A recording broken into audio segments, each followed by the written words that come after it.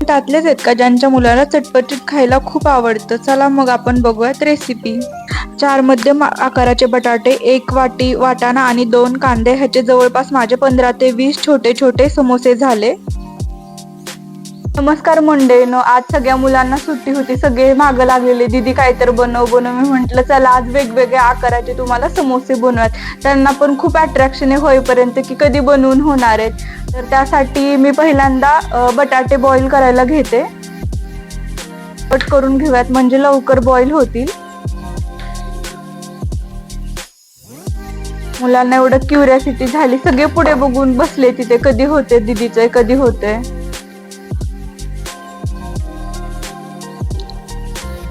माझ्याकडे फ्रोझन वाटाणा होता तो घेतलाय. थोडीशी बडीशोप घेतली, धने, हळद, मीठ, जिरे, ओवा आणि मिरची आणि हे 2 कांदे. आपले बटाटा बॉईल होते तोपर्यंत आपण आपल्या भाजीसाठी बडीशोप, जिरे आणि धने भाजून घेऊन बारीक करून घेऊयात.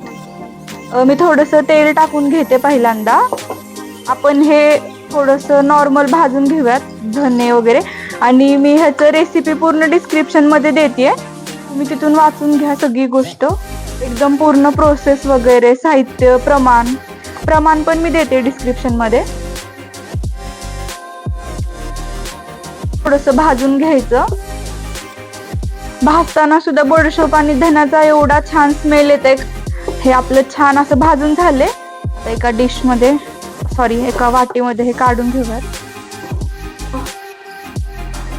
आपण बारीक पूड करून घेऊयात पहिल्यांदा. कांदा, मिरची एकदम छोटे छोटे कट करून घ्यायची आणि मिरची तुम्हाला तुमच्या प्रमाणात घालू शकता, जसं मुलांना तिखट कमी आवडतं जास्त आवडतं त्या हिशोबाने. आपला बटाटा आपल्याला पाहिजे तसा उकडून झालेला आहे. आता त्याची आपण साल काढून घेऊयात.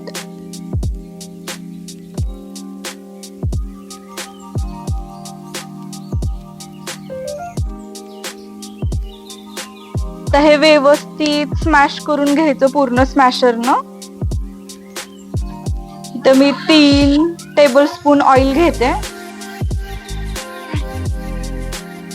जिरे, पत्ता, कांदा एकदम गोल्डन ब्राऊन होईपर्यंत तळून घ्यायचा. हे धने पावडर वगैरे जे पूड केली आहे ते आपण नंतर टाकायचे, कारण कांदा तळायला आपल्याला उशीर लागेल, तोपर्यंत ती खाली चिटकून करपेल म्हणून. मिरची,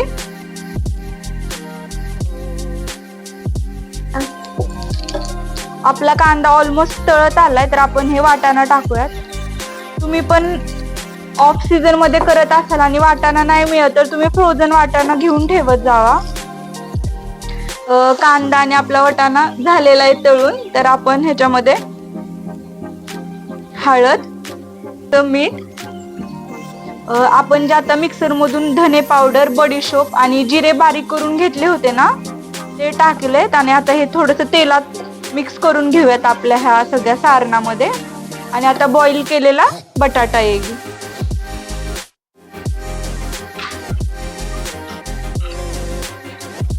आता हे सारण व्यवस्थित मिक्स करूयात.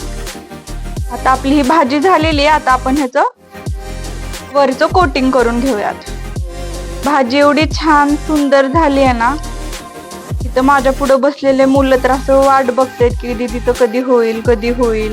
मगापासून त्यांना थांबवले, अरे थांबा 5 मिनिट थांबा, 10 मिनिट. आता हे कंटाळून गेलेत शेवटी. आता मला फास्ट करावंच लागणार आहे. मी 2 वाट्या पीठ घेतले, जिरे टाकले, कोटिंग साठी पीठ घेतलेले आपण. हे चवीपुरतं मीठ टाकायचं आणि ह्याच्यामध्ये मी ओवा टाकते. ओवा असं बारीक करून टाकला तरी चालेल हातावरती. आणि 2 वाटी हे मी मैदा घेतलाय, तर मोजून मी एका वाटीला म्हणजे 3 चमचे मी तेल टाकले ह्याच्यामध्ये. मी हे मोजून ठेवलेलं होतं. हे मिक्स करूयात आणि पीठ एक घट्ट मळायचं एकदम. पाणी ओतायचं. पाणी जरा जास्तच नाही, पहिलं ओतायचं, मळत ओतायचं, कारण आपल्याला पीठ घट्ट पाहिजे.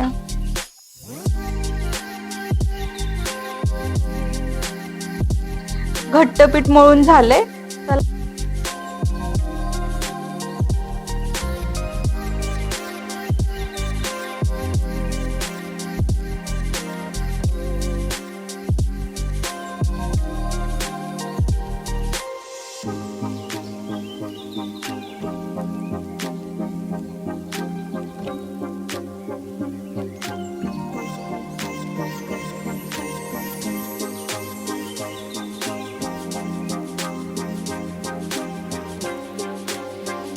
तुम्ही असा पण प्रकारचं करू शकतात. आता मी तुम्हाला दाखवलाय तो, आणि नाहीतर नॉर्मल पण करू शकतात. मी नॉर्मल पण दाखवते कसा बनवायचा तो. एक गोल आकाराची चपाती करायची आणि त्याला मधून कापायचं.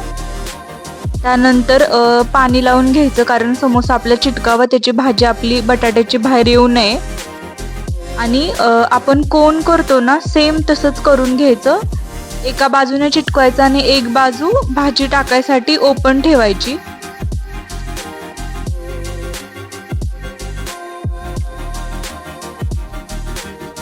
आता आपण ह्याच्या कोन मध्ये भाजी भरून घेऊयात.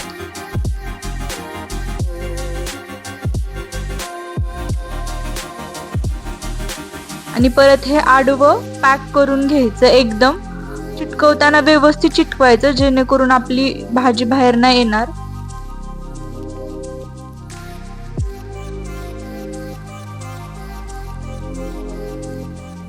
हे झाले आपले मस्त असे समोसे तयार. आता आपण ह्याला तळून घेऊयात. तेल आपलं गरम झालंय, तर ह्याच्यामध्ये समोसे टाकते तळायला.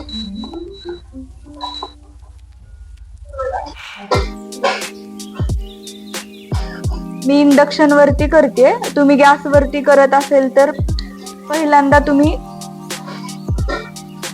तेल एकदम कडकडीत गरम होऊ द्या आणि मग थोडस लो फ्लेम करून तळून घ्या.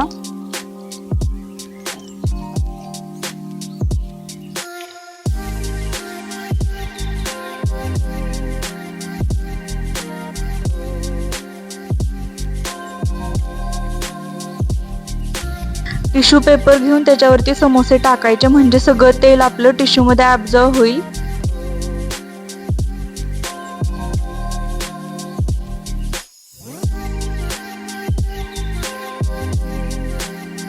झाले आपले यम्मी मुलांसाठीचे चटपटीत असे घरगुती घरच्या साहित्यामधले समोसे. तुमचे काही सजेशन असतील तर मला कमेंट बॉक्समध्ये नक्की कमेंट करून सांगा आणि माझी रेसिपी ट्राय करा. आतापर्यंत माझ्या चॅनलला सबस्क्राईब केलं नसेल तर अगोदर माझ्या चॅनलला सबस्क्राईब करून घ्या.